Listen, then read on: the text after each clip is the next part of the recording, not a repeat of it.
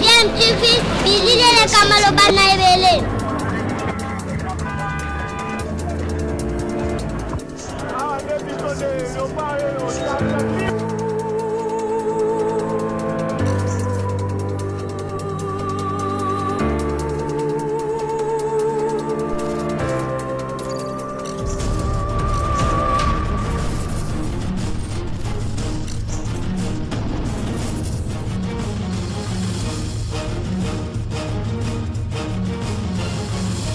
DMTV toujours en avant.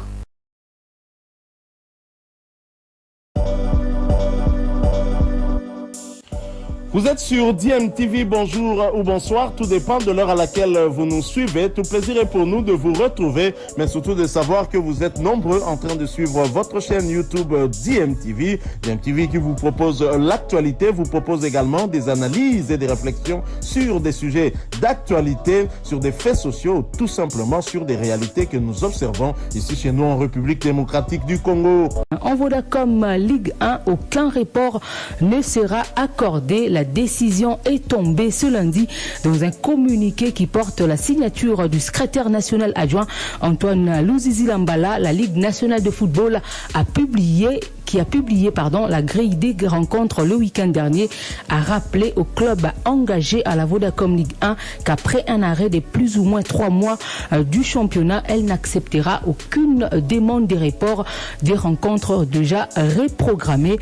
La Ligue nationale de football demande ainsi au club de prendre toutes les dispositions afin de respecter la grille des programmations publiée le vendredi 13 mai dernier. Après la reprise justement de cette annoncé par la Ligue nationale de football le week-end dernier, les équipes continuent d'affûter leurs armes afin d'être prêtes pour le retour. C'est le cas du football club Saint-Éloi Lupopo de Lubumbashi, les cheminots qui doivent affronter le dimanche 29 mai prochain le Daring Club à Motema Pembe au stade Frédéric Kibasa Maliba de Lubumbashi. Se sont entraînés ce lundi dans la matinée. La bonne humeur était au rendez-vous, à en croire le capitaine de cette formation, Youssoufa Mulumbungangu, qui ne cache pas les ambitions de son club pour les 2 derniers matchs à jouer. N'ayant nullement arrêté les entraînements, et c'est malgré l'interruption du championnat pendant 3 mois durant. Le Viet du FC Saint-Éloi Lupopo compte matérialiser l'objectif assigné par le comité Jacques Yaboula Katoué d'Iwandani. De l'expérience doublée de la jeunesse, le résultat escompté ne peut être que meilleur. Patou Kabangu reste conscient. L'importance de gagner des matchs Tigali. La facilité de vendre c'est un peu difficile. Mais bientôt 4 matchs to continuer. Donc tu sais que tous les jeunes et puis groupe Mbapo tout ba importance pour des matchs. Youssouf Mulumbu, le capitaine de Viet, s'est réjoui de cette reprise. Un sentiment de joie quand même, parce qu'on va reprendre la compétition. Mais aussi c'est quand même de la tristesse de voir un championnat tel que le Congo avec des grandes équipes comme Mazembe, Lupopo et Vita arrêté pendant 3 mois. Donc c'était vraiment un mix, mais dans l'ensemble on n'a pas lâché, on a continué les entraînements, on a été sérieux et je voulais même féliciter le staff technique parce qu'ils ont su nous tenir vraiment en haleine pour reprendre ce championnat. Quoi qu'il arrive, face à ces équipes, on sait qu'avec ou sans entraînement, ils vont venir face à nous pour gagner. On sait très bien que ces 2 équipes sont des grandes équipes, ils ont l'habitude de jouer aussi l'Afrique. Donc nous, notre objectif aujourd'hui, on l'a jamais caché, c'est de finir premier ou deuxième. Donc on va aller chercher vraiment les 6 points et pouvoir donner cette fierté au peuple de Lupopo et surtout au président qui a fait d'énormes efforts pour qu'on arrive là. L'international ougandais Alan Katerega promet l'Afrique. Tunafuraha sana kuwa championa inarudia. Tumekaa miezi 3 bila kucheza na sisi ni wajue tunataka kucheza kila saa. Kama inarudia sasa tunasikia furaha. Vile tunataka, tumekuwa tukifanya entraînement hii muda yote. Tunataka kushinda zile zinabaki 2 alafu tumalizie position ya bien tuweze kwenda kucheza Afrique. 2 matchs comme une finale en une manche. Le cheminot n'ont droit à l'erreur devant Desampé le 29 mai non plus. Isaou s'est fait justice en exécutant cette balle arrêtée du flanc allant de la droite vers la gauche pour l'Ougandais Alan Katerega qui, de son pied gauche, croise les cuirs pour l'ouverture des scores. Un sentiment de joie quand même, parce qu'on va reprendre la compétition, mais aussi c'est quand même de la tristesse de voir un championnat tel que le Congo avec des grandes équipes comme Mazembe, Lupopo et Vita arrêté pendant 3 mois. Donc c'était vraiment un mix, mais dans l'ensemble on n'a pas lâché, on a continué les entraînements, on a été sérieux et je voulais même féliciter le staff technique parce qu'ils ont su nous tenir vraiment en haleine pour reprendre ce championnat. Quoi qu'il arrive, face à ces équipes, on sait qu'avec ou sans entraînement, ils vont venir face à nous pour gagner. On sait très bien que ces deux équipes sont des grandes équipes, ils ont l'habitude de jouer aussi l'Afrique. Donc nous, notre objectif aujourd'hui, on l'a jamais caché, c'est de finir premier ou deuxième. Donc on va aller chercher vraiment les 6 points et pouvoir donner cette fierté au peuple de Lupopo et surtout au président qui a fait d'énormes efforts pour qu'on arrive là. Youssoufa Mulumbungangu, capitaine du football club Saint-Éloi Lupopo de Lubumbashi, 57e édition de la Coupe du Congo de football préliminaire de la ville de Kinshasa. Le premier tour a vécu ce lundi 16 mai 2022 dans 2 sites. Au terrain Oujana, Normand a dominé Nyanga 4-1. Bomoko a battu Don Bosco 2-1. Les élites ont dominé Loano 2-1. Au terrain de la police nationale congolaise, Nouvelle Vie a dominé Normand Star 3-0. Mboudi a eu raison de Saint-Christian 2-1 et Kayolo a battu Oujana 2-1.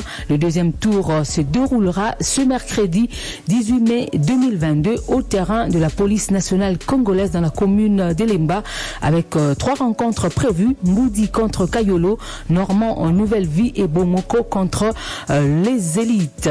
Aziz Makukula désigné président de l'Alliance des anciens footballeurs du Congo.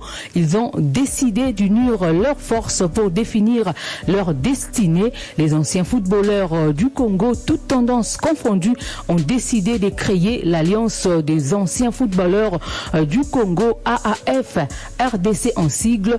La sortie officielle de cette structure a eu lieu le samedi 14 mai dernier à Kinshasa. Aziz Makukula, ancien international portugais d'origine congolaise, a été choisi pour diriger cette alliance. Pas une tâche facile, mais il promet de défendre les intérêts des anciens footballeurs du Congo. On écoute au micro Top Congo de Gelovic Mboambaya. Pour moi, c'est un grand moment. Vous savez, le football, tout le monde aime le football. Mais de l'autre côté, les gens n'aiment pas les footballeurs. C'est ça le grand problème.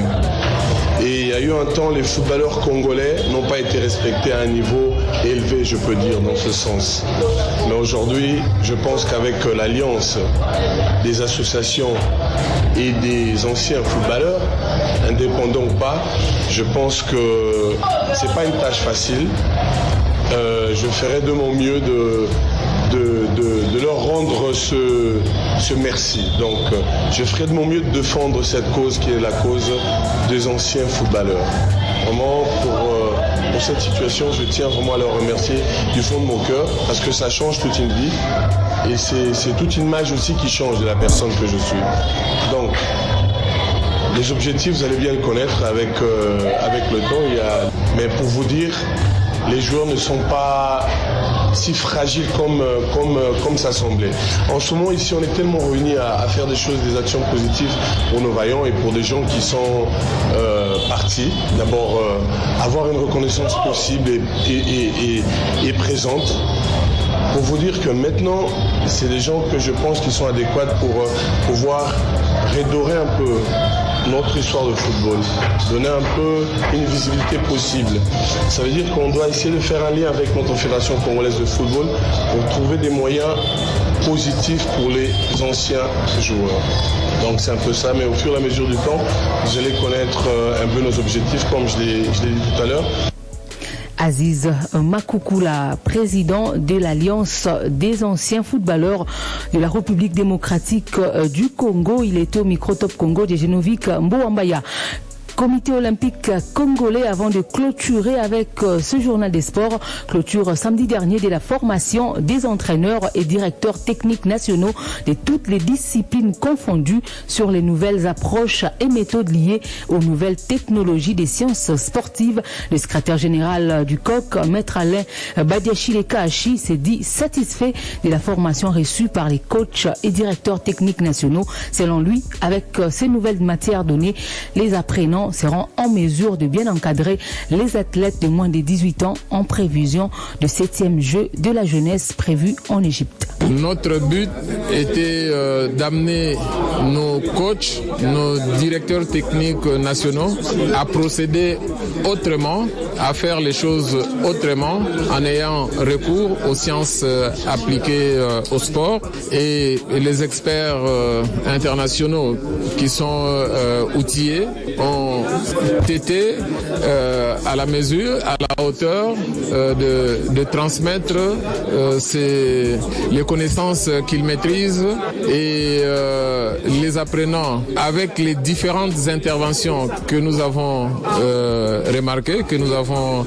eu à apprécier, ont démontré qu'ils ont compris la matière et voilà, maintenant nous disons nous allons passer à la phase de suivi. Nous allons mettre sur pied un dispositif de suivi composé naturellement des experts, du chef de mission, du secrétariat général de notre CNO pour aller sur le terrain, suivre la manière dont les directeurs techniques nationaux ainsi que les coachs se comportent.